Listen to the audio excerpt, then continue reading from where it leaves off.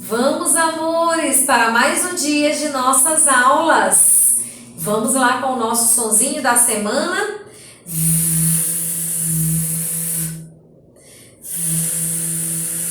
Agora nós iremos passar o nosso dedinho na areia.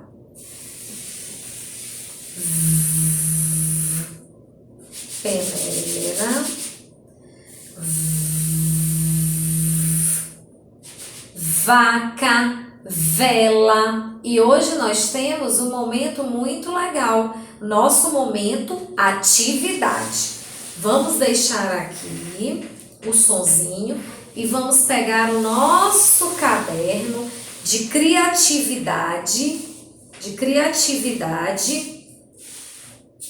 Olha só, vamos pegar aqui o nosso caderno. A Cláudia já começou a fazer.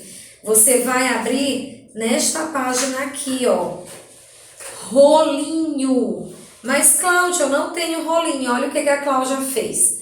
Pegou uma esponja, colocou um pregador, olha só.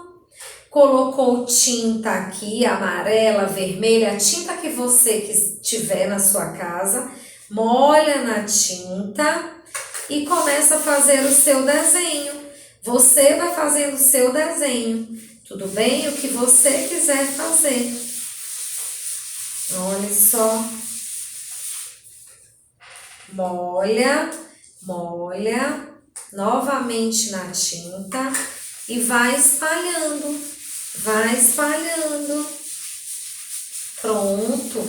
E pode preencher toda a folha ou fazer só um pouquinho, não tem problema, tá bom? Beijo e até a próxima aula!